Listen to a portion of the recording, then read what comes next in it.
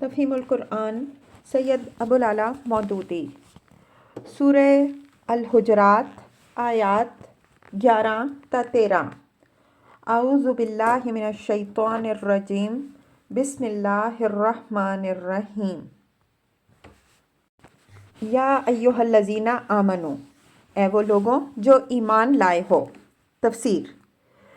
پچھلی 2 آیتوں میں مسلمانوں کی باہمی لڑائی کے متعلق ضروری ہدایات دینے کے بعد اہل ایمان کو یہ احساس دلایا گیا تھا کہ دین کے مقدس ترین رشتے کی بنا پر وہ ایک دوسرے کے بھائی ہیں اور ان کو خدا سے ڈرتے ہوئے اپنے آپس کے تعلقات کو درست رکھنے کی کوشش کرنی چاہیے۔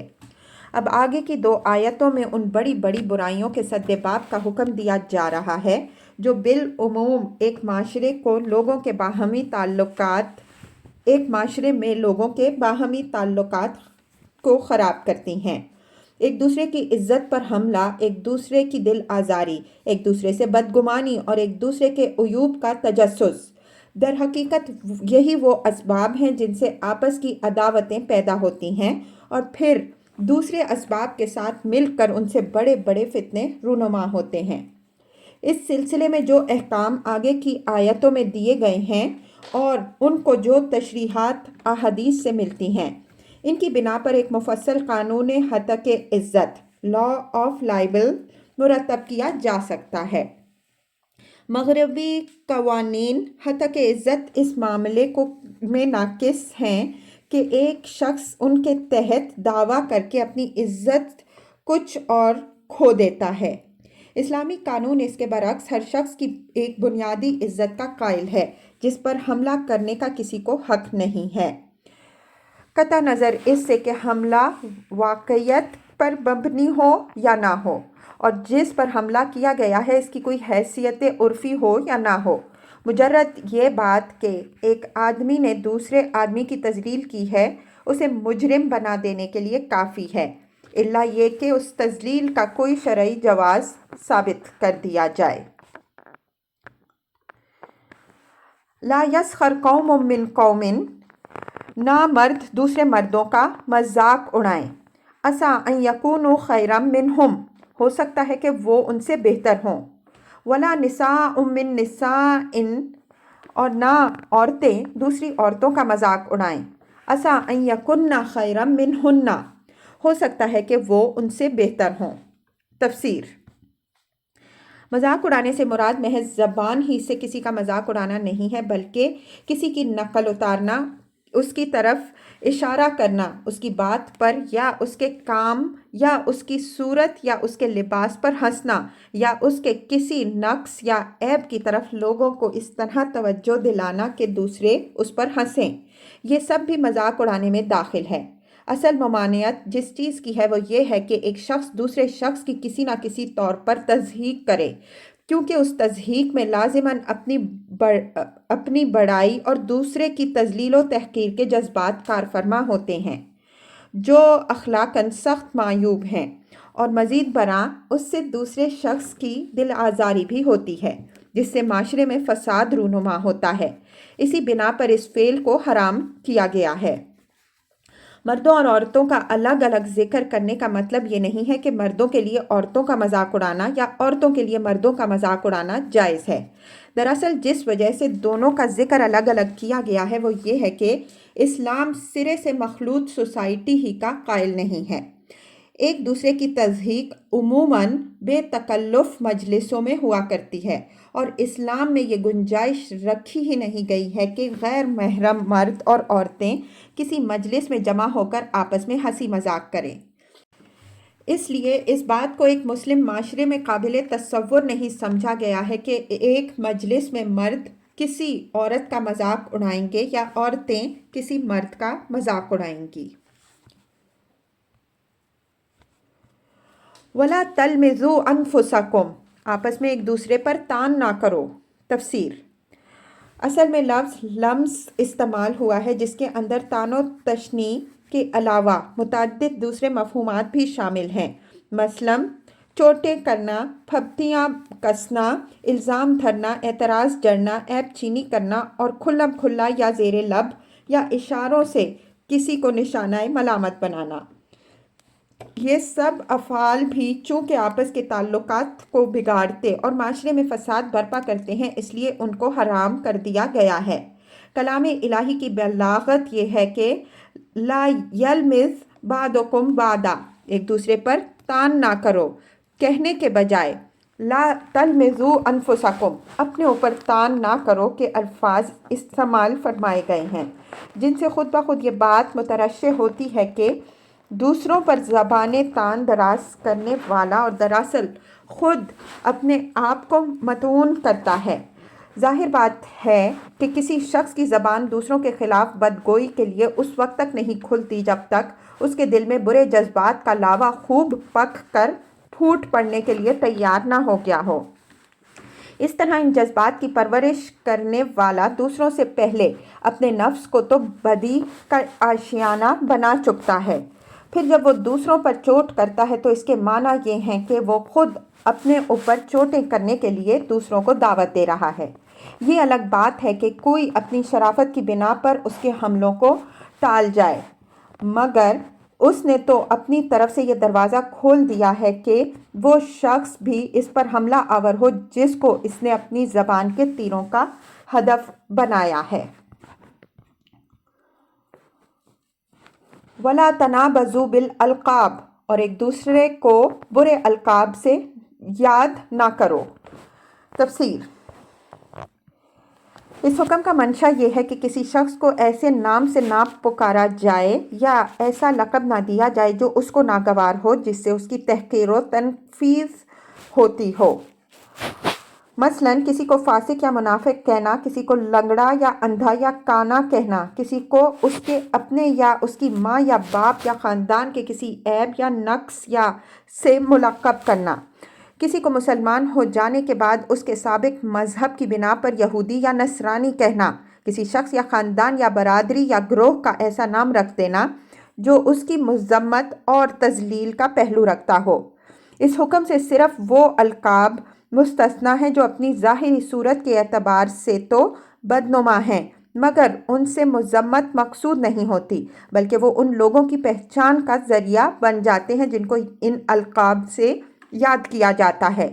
اسی بنا پر محدثین نے اسماء الرجال میں سلیمان الاعمش، چند سلیمان اور واصل الہدب، کبڑے واصل جیسے القاب کو جائز رکھا ہے۔ ایک نام کے کئی آدمی موجود ہوں اور ان میں سے کسی خاص شخص کی پہچان اس کے کسی خاص لقب ہی سے ہوتی ہو تو وہ لقب استعمال کیا جا سکتا ہے، اگرچہ وہ بجائے خود برا ہی ہو۔ مثلاً عبداللہ نام کے کئی آدمی ہوں اور ایک ان میں سے نابینا ہو تو اس کی پہچان کے لیے نابینا عبداللہ کہہ سکتے ہیں۔ اسی طرح ایسے القاب بھی اس حکم کے تحت نہیں آتے جن میں بظاہر تنقیص کا پہلو نکلتا ہے، مگر در حقیقت وہ محبت کی بنا پر رکھے جاتے ہیں، اور خود وہ لوگ بھی جنہیں ان القاب سے یاد کیا جاتا ہے انہیں پسند کرتے ہیں، جیسے ابو ہریرہ اور ابو تراب۔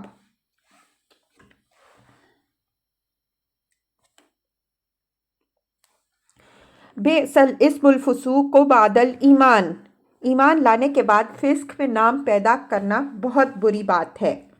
تفسیر۔ یعنی ایک مومن کے لیے یہ بات سخت شرمناک ہے کہ مومن ہونے کے باوجود وہ بد زبانی اور شوہد پن میں نام پیدا کرے۔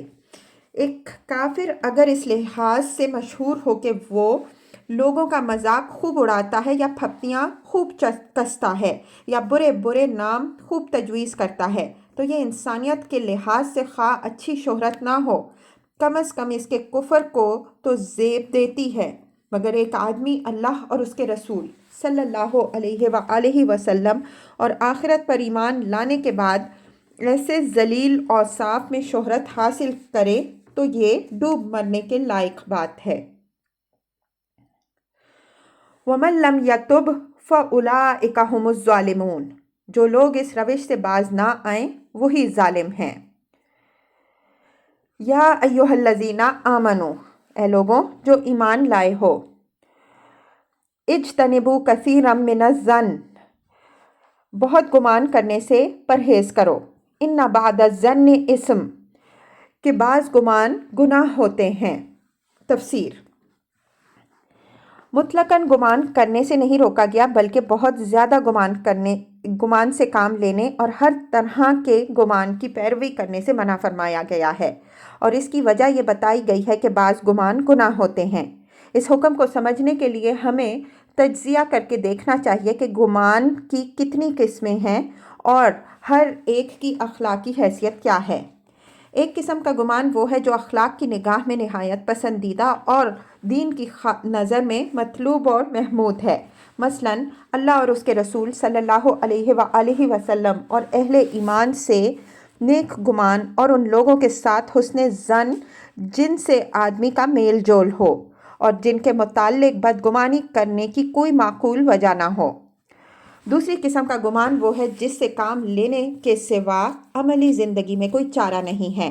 مثلاً عدالت میں اس کے بغیر کام نہیں چل سکتا کہ جو شہادتیں حاکم عدالت کے سامنے پیش ہوں ان کو جانچ کر وہ غالب گمان کی بنا پر فیصلہ کرے، کیونکہ معاملہ کی حقیقت کا براہ راست علم اس کو نہیں ہو سکتا، اور شہادتوں کی بنیاد پر جو رائے قائم ہوتی ہے وہ زیادہ تر یقین پر نہیں بلکہ ظن غالب پر مبنی ہوتی ہے۔ اسی طرح بکثرت معاملات میں جہاں کوئی نہ کوئی فیصلہ کرنا ضروری ہوتا ہے اور حقیقت کا علم حاصل ہونا ممکن نہیں ہوتا، انسان کے لیے گمان کی بنیاد پر ایک رائے قائم کرنے کے سوا کوئی چارہ نہیں ہے۔ گمان کی ایک تیسری قسم وہ ہے جو اگرچہ ہے تو بدگمانی مگر جائز نوعیت کی ہے اور اس کا شمار گناہ میں نہیں ہو سکتا۔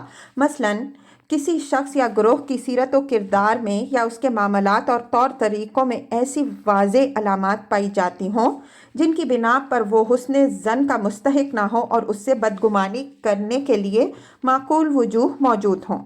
ایسی حالت میں شریعت کا مطالبہ یہ ہرگز نہیں ہے کہ آدمی سادہ لوحی برت کر ضرور اس سے حسن ظن ہی رکھے، لیکن اس جائز بدگمانی کی آخری حد یہ ہے کہ اس کے امکانی شر سے بچنے کے لیے بس احتیاط سے کام لینے پر اکتفا کیا جائے۔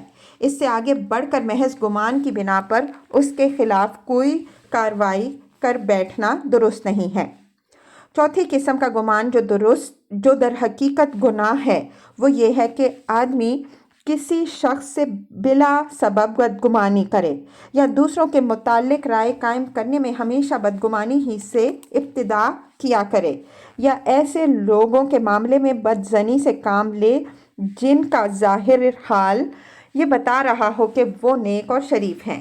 اسی طرح یہ بات بھی گناہ ہے کہ ایک شخص کے کسی قول یا فعل میں برائی اور بھلائی کا یکساں احتمال ہو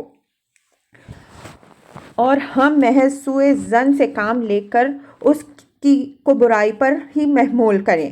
مثلاً کوئی بھلا آدمی کسی محفل سے اٹھتے ہوئے اپنے جوتے کے بجائے کسی کا جوتا اٹھا لے اور ہم یہ رائے قائم کر لیں کہ ضرور اس نے جوتا چرانے کی نیت سے یہ حرکت کی، حالانکہ یہ فعل بھولے سے بھی ہو سکتا ہے، اور اچھے احتمال کو چھوڑ کر برے احتمال کو اختیار کرنے کی کوئی وجہ بدگمانی کے سوا نہیں ہے۔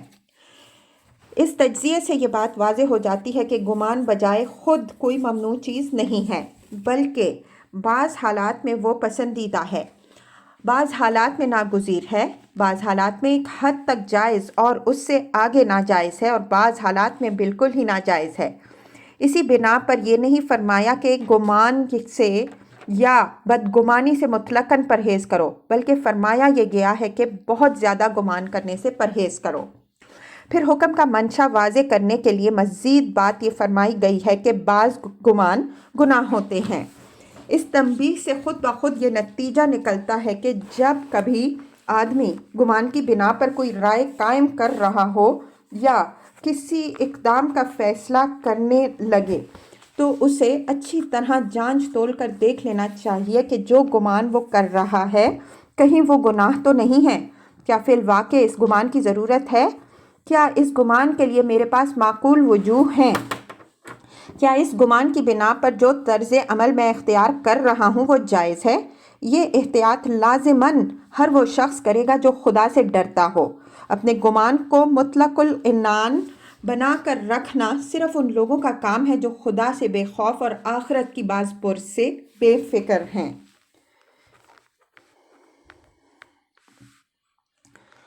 وَلَا تَجَسَّسُوا اور تجسس نہ کرو۔ تفسیر: یعنی لوگوں کے راز نہ ٹٹولو، ایک دوسرے کے عیب نہ تلاش کرو، دوسروں کے حالات اور معاملات کی ٹو میں نہ لگاتے پھرو۔ یہ حرکت خواہ بدگمانی کی بنا پہ کی جائے یا بدنیتی سے کسی کو نقصان پہنچانے کی خاطر کی جائے یا محض اپنا استعجاب کیوریوسٹی دور کرنے کے لیے کی جائے، ہر حال میں شرعاً ممنوع ہے۔ ایک مومن کا یہ کام نہیں ہے کہ دوسروں کے جن حالات پر پردہ پڑا ہوا ہے ان کی کھوج کرید کرے اور پردے کے پیچھے جھانک کر یہ معلوم کرنے کی کوشش کرے کہ کس میں کیا عیب ہے اور کس کی کون سی کمزوریاں چھپی ہوئی ہیں۔ لوگوں کے نجی خطوط پڑھنا، دو آدمیوں کی باتیں کان لگا کر سننا، ہمسایوں کے گھر میں جھانکنا اور مختلف طریقوں سے دوسروں کی خانگی زندگی یا ان کے ذاتی معاملات کی ٹٹول کرنا ایک بڑی بد اخلاقی ہے جس سے طرح طرح کے فساد رونما ہوتے ہیں۔ اسی لیے نبی صلی اللہ علیہ وآلہ وسلم نے ایک مرتبہ اپنے خطبے میں تجسس کرنے والوں کے متعلق فرمایا: اے لوگوں جو زبان سے ایمان لے کر آئے ہو مگر ابھی تمہارے دلوں میں ایمان اترا نہیں ہے، مسلمانوں کے پوشیدہ حالات کی کھوج نہ لگایا کرو، کیونکہ جو شخص مسلمانوں کے عیوب ڈھونڈنے کے درپے ہوگا اللہ اس کے عیوب کے درپے ہو جائے گا، اور اللہ جس کے درپے ہو جائے اسے اس کے گھر میں رسوا کر کے چھوڑتا ہے۔ حضرت معاویہ رضی اللہ عنہ کہتے ہیں کہ میں نے خود رسول اللہ صلی اللہ علیہ وآلہ وسلم کو یہ فرماتے سنا ہے: تم اگر لوگوں کے مخفی حالات معلوم کرنے کے درپے ہوگے تو ان کو بگاڑ دو گے یا کم از کم بگاڑ کے قریب پہنچا دو گے۔ ایک اور حدیث میں حضور صلی اللہ علیہ وآلہ وسلم کا ارشاد ہے: جب کسی شخص کے متعلق تمہیں کوئی برا گمان ہو جائے تو اس کی تحقیق نہ کرو۔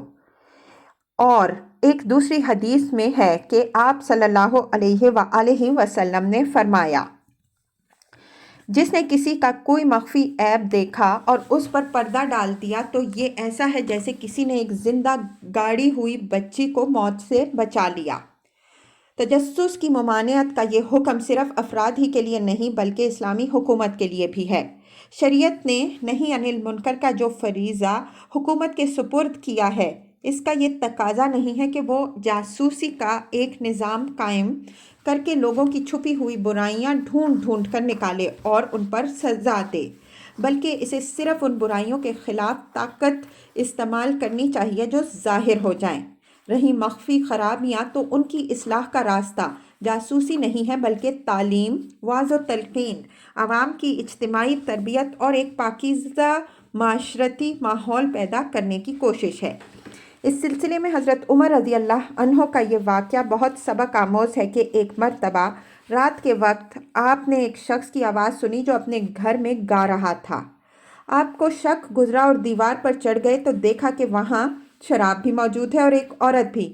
آپ نے پکار کر کہا: اے اللہ کے دشمن، کیا تو نے یہ سمجھ رکھا ہے کہ اللہ کی نافرمانی کرے گا اور اللہ تیرا پردہ فاش نہ کرے گا؟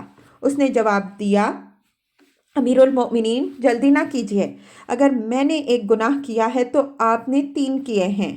اللہ نے تجسس سے منع کیا اور آپ نے تجسس کیا۔ اللہ نے حکم دیا کہ گھروں میں ان کے دروازوں سے آؤ اور آپ دیوار پر چڑھ کے آئے، اور اللہ نے حکم دیا کہ اپنے گھروں کے سوا دوسروں کے گھروں میں اجازت لیے بغیر نہ جاؤ، اور آپ میری اجازت کے بغیر میرے گھر میں تشریف لے آئے۔ یہ جواب سن کر حضرت عمر رضی اللہ عنہ اپنی غلطی مان گئے اور اس کے خلاف انہوں نے کوئی کارروائی نہ کی، البتہ اس سے یہ وعدہ لے لیا کہ وہ بھلائی کی راہ اختیار کرے گا۔ اس سے معلوم ہوا کہ افراد ہی کے لیے نہیں، خود اسلامی حکومت کے لیے بھی یہ جائز نہیں ہے کہ وہ لوگوں کے راز ٹٹول کر ان کے گناہوں کا پتہ چلائے اور پھر انہیں پکڑے۔ یہی بات ایک حدیث میں بھی ارشاد ہوئی ہے جس میں نبی صلی اللہ علیہ وآلہ وسلم نے فرمایا: حکمران جب لوگوں کے اندر شبہات کے اسباب تلاش کرنے لگے تو وہ ان کو بگاڑ کر رکھ دیتا ہے۔ اس حکم سے مستثنیٰ صرف وہ مخصوص حالات ہیں جن میں تجسس کی فی الحقیقت ضرورت ہو، مثلاً کسی شخص یا گروہ کے رویے میں بگاڑ کی کچھ علامتیں نمایاں نظر آ رہی ہوں اور اس کے متعلق یہ اندیشہ پیدا ہو جائے کہ وہ کسی جرم کا ارتکاب کرنے والا ہے، تو حکومت اس کے حالات کی تحقیق کر سکتی ہے، یا مثلاً کسی شخص کے ہاں کوئی شادی کا پیغام بھیجے یا اس کے ساتھ کوئی کاروباری معاملہ کرنا چاہے تو وہ اپنے اطمینان کے لیے اس کے حالات کی تحقیق کر سکتا ہے۔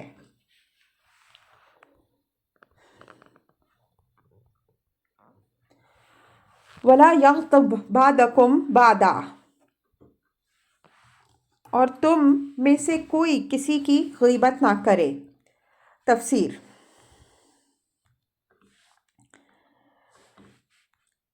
غیبت کی تعریف یہ ہے کہ آدمی کسی شخص کے پیٹھ پیچھے اس کے متعلق ایسی بات کہے جو اگر اسے معلوم ہو تو اسے ناگوار گزرے گی۔ یہ تعریف خود رسول اللہ صلی اللہ علیہ وآلہ وسلم سے منقول ہے۔ حضرت ابو ہریرہ رضی اللہ عنہ کی روایت، جسے مسلم، ابو داؤد، ترمذی، نسائی اور دوسرے محدثین نے نقل کیا ہے، اس میں حضور صلی اللہ علیہ وآلہ وسلم نے غیبت کی تعریف یہ بیان فرمائی ہے: غیبت یہ ہے کہ تو اپنے بھائی کا ذکر اس طرح کرے جو اسے ناگوار ہو۔ عرض کیا گیا کہ اگر میرا بھائی میں وہ بات پائی جاتی ہو جو میں کہہ رہا ہوں تو اس صورت میں آپ کا کیا خیال ہے؟ فرمایا: اگر اس میں وہ بات پائی جاتی ہو تو تو نے اس کی غیبت کی، اور اگر اس میں وہ بات موجود نہ ہو تو تو نے اس پر بہتان لگایا۔ ایک دوسری روایت جو امام مالک رحمہ اللہ نے موطا میں حضرت مطلب بن عبداللہ سے نقل کی ہے، اس کے الفاظ یہ ہیں: ایک شخص نے رسول اللہ صلی اللہ علیہ وآلہ وسلم سے پوچھا، غیبت کیا ہے؟ آپ صلی اللہ علیہ وآلہ وسلم نے فرمایا، یہ کہ تو کسی شخص کا ذکر اس طرح کرے کہ وہ سنے تو اسے ناگوار ہو۔ اس نے عرض کیا، یا رسول اللہ صلی اللہ علیہ وآلہ وسلم، اگرچہ میری بات حق ہو؟ آپ صلی اللہ علیہ وآلہ وسلم نے جواب دیا، اگر تیری بات باطل ہو تو یہی چیز پھر بہتان ہے۔ ان ارشادات سے معلوم ہوا کہ کسی شخص کے خلاف اس کے پیچھے جھوٹا الزام لگانا بہتان ہے اور اس کے واقعی عیوب بیان کرنا غیبت۔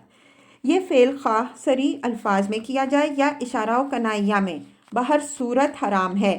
اسی طرح یہ فعل خواہ آدمی کی زندگی میں کیا جائے یا اس کے مرنے کے بعد، دونوں صورتوں میں اس کی حرمت یکساں ہے۔ ابو داؤد کی روایت ہے کہ معاذ بن مالک اسلمی کو جب زنا کے جرم میں رجم کی سزا دی گئی تو نبی صلی اللہ علیہ وآلہ وسلم نے راہ چلتے ایک صاحب کو اپنے دوسرے ساتھی سے یہ کہتے سن لیا: اس شخص کو دیکھو، اللہ نے اس کا پردہ ڈھانک دیا تھا مگر اس کے نفس نے اس کا پیچھا نہ چھوڑا جب تک کہ یہ کتے کی موت نہ مار دیا گیا۔ کچھ دور آگے جا کر راستے میں ایک گدھے کی لاش سڑتی ہوئی نظر آئی۔ حضور صلی اللہ علیہ وآلہ وسلم رک گئے اور ان دونوں اصحاب کو بلا کر فرمایا: اتریے اور اس گدھے کی لاش تناول فرمائیے۔ ان دونوں نے عرض کیا، یا رسول اللہ صلی اللہ علیہ وآلہ وسلم، اس سے کون کھائے گا؟ فرمایا: ابھی ابھی آپ لوگ اپنے بھائی کی عزت پر جو حرف زنی کر رہے تھے وہ اس گدھے کی لاش کھانے سے بہت زیادہ بری تھی۔ اس حرمت سے مستثنیٰ صرف وہ صورتیں ہیں جن میں کسی شخص کے پیٹھ پیچھے یا اس کے مرنے کے بعد اس کی برائی بیان کرنے کی کوئی ایسی ضرورت لاحق ہو جو شریعت کی نگاہ میں ایک صحیح ضرورت ہو، اور وہ ضرورت غیبت کے بغیر پوری نہ ہو سکتی ہو، اور اس کے لیے اگر غیبت نہ کی جائے تو غیبت کی بنسبت زیادہ بڑی برائی لازم آتی ہے۔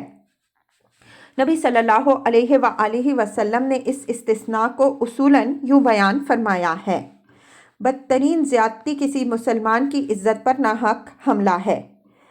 اس ارشاد میں ناحق کی قید یہ بتاتی ہے کہ حق کی بنا پر ایسا کرنا جائز ہے۔ پھر خود رسول اللہ صلی اللہ علیہ وآلہ وسلم ہی کے طرز عمل میں ہم کو چند نظیریں ایسی ملتی ہیں جن سے معلوم ہوتا ہے کہ حق سے کیا مراد ہے اور کس قسم کے حالات میں غیبت بقدر ضرورت کی جا سکتی ہے۔ ایک مرتبہ ایک بدو آ کر حضور صلی اللہ علیہ وآلہ وسلم کے پیچھے نماز میں شامل ہوا اور نماز ختم ہوتے ہی یہ کہتا ہوا چلا گیا: خدایا مجھ پر رحم کر اور محمد صلی اللہ علیہ وآلہ وسلم پر، اور ہم دونوں کے سوا کسی کو اس رحمت میں شریک نہ کر۔ हुजूर सल्लल्लाहु अलैहि वआलिहि वसल्लम ने सहाबा रज़ी अल्लाह अन्हुम से फरमाया, तुम लोग क्या कहते हो, ये शख्स ज़्यादा नादान है या इसका ऊँट? तुमने सुना नहीं ये क्या कह रहा था? अबू दाऊद। ये बात हुजूर सल्लल्लाहु अलैहि वआलिहि वसल्लम को उसके पीठ पीछे कहनी पड़ी, क्योंकि वो सलाम फेरते ही जा चुका था। उसने चूँकि हुजूर सल्लल्लाहु अलैहि वआलिहि वसल्लम की मौजूदगी में एक बहुत गलत बात कह दी थी, और आप सल्लल्लाहु अलैहि वआलिहि वसल्लम का इस पर खामोश रह जाना किसी शख्स को इस गलत फहमी में डाल सकता था कि ऐसी बात कहना किसी दर्जे में जायज़ हो सकता है। इसलिए ज़रूरी था कि आप सल्लल्लाहु अलैहि वआलिहि वसल्लम इसकी तरदीद फरमाएं। एक खातून फ़ातिमा बिनते कैस को दो साहिबों ने निकाह का पैगाम दिया, हज़रत माविया और दूसरे अबुल जोहम। उन्होंने आकर हुजूर सल्लल्लाहु अलैहि वआलिहि वसल्लम से मशवरा तलब किया। आप सल्लल्लाहु अलैहि वआलिहि वसल्लम ने फरमाया, माविया मुफलिस हैं और अबुल जोहम बीवियों को बहुत मारते पीटते हैं। यहाँ एक खातून के मुस्तकबिल की ज़िंदगी का मसला दरपेश था और हुजूर सल्लल्लाहु अलैहि वआलिहि वसल्लम से उन्होंने मशवरा तलब किया था। इस हालत में आप सल्लल्लाहु अलैहि वआलिहि वसल्लम ने ज़रूरी समझा कि दोनों साहिबों की जो कमज़ोरियाँ आप सल्लल्लाहु अलैहि वआलिहि वसल्लम के इल्म में हैं वो बता दें। एक रोज़ हुजूर सल्लल्लाहु अलैहि वआलिहि वसल्लम हज़रत आयशा रज़ियल्लाहु अन्हा के यहाँ तशरीफ़ फरमा थे। एक शख्स ने आकर मुलाकात की इजाज़त तलब की। हुजूर सल्लल्लाहु अलैहि वआलिहि वसल्लम ने फरमाया कि ये अपने कबीले का बहुत बुरा आदमी है। फिर आप सल्लल्लाहु अलैहि वआलिहि वसल्लम तशरीफ़ ले गए और उससे बड़ी नरमी के साथ बात की। घर वापस तशरीफ़ लाए तो हज़रत आयशा रज़ियल्लाहु अन्हा ने अर्ज़ किया, आप सल्लल्लाहु अलैहि वआलिहि वसल्लम ने तो उससे बड़ी अच्छी तरह गुफ्तगू फरमाई, हालांकि बाहर जाते वक्त आप सल्लल्लाहु अलैहि वआलिहि वसल्लम ने उसके मुताल्लिक वो कुछ फरमाया था। जवाब में आप सल्लल्लाहु अलैहि वआलिहि वसल्लम ने फरमाया, खुदा के नज़दीक क़यामत के रोज़ बदतरीन मकाम उस शख्स का होगा जिसकी बदज़बानी से डरकर लोग उससे मिलना जुलना छोड़ दें। बुखारी और मुस्लिम। इस वाक़े पे गौर कीजिए तो मालूम होगा कि हुजूर सल्लल्लाहु अलैहि वआलिहि वसल्लम ने उस शख्स के मुताल्लिक बुरी राय रखने के बावजूद उसके साथ अच्छी तरह बातचीत की। तो इसलिए कि आप सल्लल्लाहु अलैहि वआलिहि वसल्लम का अखलाक इसी का तकाजा करता था। लेकिन आप सल्लल्लाहु अलैहि वआलिहि वसल्लम को ये अंदेशा हुआ कि आप सल्लल्लाहु अलैहि वआलिहि वसल्लम के घर वाले आप सल्लल्लाहु अलैहि वआलिहि वसल्लम को उससे मेहरबानी बरतते देखकर कहीं इसे आप सल्लल्लाहु अलैहि वआलिहि वसल्लम का दोस्त ना समझ लें और बाद में किसी वक्त वो उसका नाजायज़ फ़ायदा ना उठाए। इसलिए आप सल्लल्लाहु अलैहि वआलिहि वसल्लम ने हज़रत आयशा रज़ियल्लाहु अन्हा को ख़बरदार कर दिया कि वो अपने कबीले का बहुत बुरा आदमी है। एक मौके पर हज़रत अबू सुफियान रज़ियल्लाहु अन्हु की बीवी हिंद बिन उतबा रज़ियल्लाहु अन्हा ने आकर हुजूर सल्लल्लाहु अलैहि वआलिहि वसल्लम से अर्ज़ किया कि अबू सुफियान एक बख़ील आदमी हैं, मुझे और मेरे बच्चों को इतना नहीं देते जो ज़रूरियात के लिए काफ़ी हो। बीवी की तरफ से शौहर की गैर मौजूदगी में यह शिकायत अगरचे गीबत थी, मगर हुजूर सल्लल्लाहु अलैहि वआलिहि वसल्लम ने इसको जायज़ रखा, क्योंकि मज़लूम को यह हक़ पहुँचता है कि जुल्म की शिकायत किसी ऐसे शख्स के पास ले जाए जो इसको रफ़ा करा सकता हो। सुन्नत रसूल सल्लल्लाहु अलैहि वआलिहि वसल्लम की नज़ीरों से इस्तिफ़ादा करके फ़ुक़हा व मुहद्दिसीन ने ये कायदा अख़ज़ किया है कि गीबत सिर्फ़ उसी सूरत में जायज़ है जबकि एक सही यानी शरन सही ग़र्ज़ के लिए इसकी ज़रूरत हो और वो ज़रूरत इसके बग़ैर पूरी ना हो सकती हो। फिर इसी कायदे की पर बिना रखते हुए उलमा ने गीबत की हस्बे ज़ेल सूरतें जायज़ करार दी हैं। नंबर 1, ज़ालिम के ख़िलाफ़ मज़लूम की शिकायत हर उस शख्स के सामने जिससे वो तवक्को रखता हो कि वो जुल्म को रफ़ा करने के लिए कुछ कर सकता है। नंबर 2, इस्लाह की नीयत से किसी शख्स या गिरोह की बुराइयों का जिक्र ऐसे लोगों के सामने जिनसे उम्मीद हो कि वो उन बुराइयों को दूर कर सकेंगे। नंबर 3, इस्तिफ्ता की गर्ज से किसी मुफ्ती के सामने सूरत वाक़या बयान करना जिसमें किसी शख्स के किसी गलत फ़ेल का जिक्र आ जाए।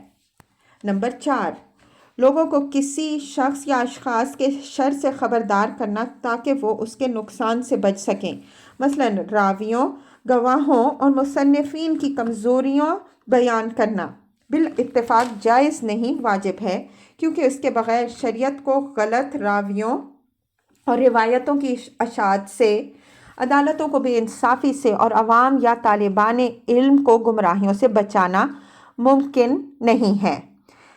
یا مثلاً کوئی شخص کسی سے شادی بیاہ کا رشتہ کرنا چاہتا ہو، یا کسی کے پڑوس میں مکان لینا چاہتا ہو، یا کسی سے شرکت کا معاملہ چاہتا ہو، یا کسی کو اپنی امانت سونپنا چاہتا ہو اور آپ سے مشورہ لے، تو آپ کے لیے واجب ہے کہ اس کے عیب و ثواب اسے بتا دیں تاکہ ناواقفیت میں وہ دھوکہ نہ کھائے۔ نمبر 5، ایسے لوگوں کے خلاف علل اعلان بلند آواز کرنا اور ان کی برائیوں پر تنقید کرنا جو فسق و فجور پھیلا رہے ہوں، یا بدعات اور گمراہیوں کی اشاعت کر رہے ہوں، یا خلق خدا کو بے دینی اور ظلم و جور کے فتنوں میں مبتلا کر رہے ہوں۔ نمبر 6، جو لوگ کسی برے لقب سے اس قدر مشہور ہو چکے ہوں کہ وہ اس لقب کے سوا کسی اور لقب سے پہچانے نہ جا سکتے ہوں، ان کے لیے وہ لقب استعمال کرنا بغرض تعریف نہ کہ بغرض تنقیص۔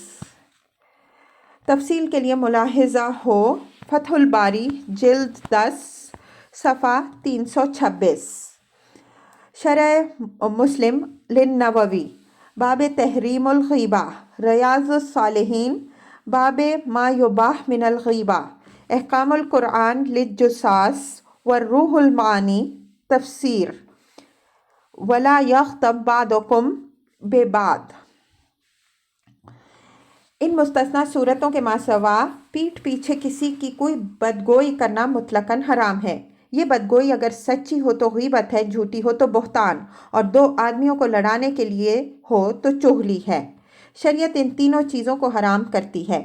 اسلامی معاشرے میں ہر مسلمان پر یہ لازم ہے کہ اگر اس کے سامنے کسی شخص پر جھوٹی تہمت لگائی جا رہی ہو تو وہ اس کو خاموشی سے نہ سنے بلکہ اس کی تردید کرے، اور اگر کسی جائز شرعی ضرورت کے بغیر کسی کی واقعی برائیاں بیان کی جا رہی ہوں تو اس فعل کے مرتکبین کو خدا سے ڈرائے اور اس گناہ سے باز رہنے کی تلقین کرے۔ نبی صلی اللہ علیہ وآلہ وسلم کا ارشاد ہے کہ اگر کوئی شخص کسی مسلمان کی حمایت ایسے موقع پر نہیں کرتا جہاں اس کی تذلیل کی جا رہی ہو اور اس کی عزت پر حملہ کیا جا رہا ہو، تو اللہ تعالیٰ بھی اس کی حمایت ایسے مواقع پر نہیں کرتا جہاں وہ اللہ کی مدد کا خواہاں ہو۔ اور اگر کوئی شخص کسی مسلمان کی حمایت ایسے موقع پر کرتا ہے جہاں اس کی عزت پر حملہ کیا جا رہا ہو اور اس کی تذلیل و توہین کی جا رہی ہو، تو اللہ عز و جل اس کی مدد ایسے مواقع پر کرتا ہے جہاں وہ چاہتا ہے کہ اللہ اس کی مدد کرے۔ رہا غیبت کرنے والا، تو جس وقت بھی اسے احساس ہو جائے کہ وہ اس گناہ کا ارتکاب کر رہا ہے یا کر چکا ہے، اس کا پہلا فرض یہ ہے کہ اللہ سے توبہ کرے اور اس حرام فعل سے رک جائے۔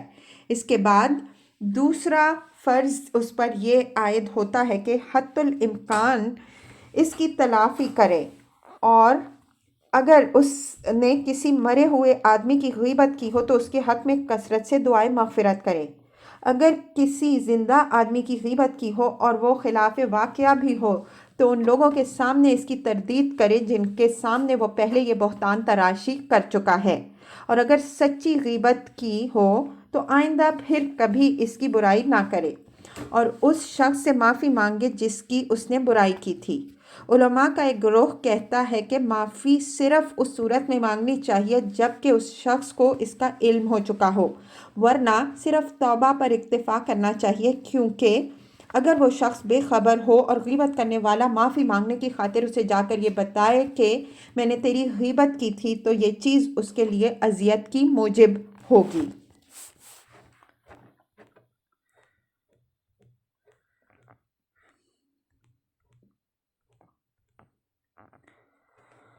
أَيُحِبُّ أَحَدُكُمْ أَن يَأْكُلَ لَحْمَ أَخِيهِ مَيْتًا فَكَرِهْتُمُوهُ؟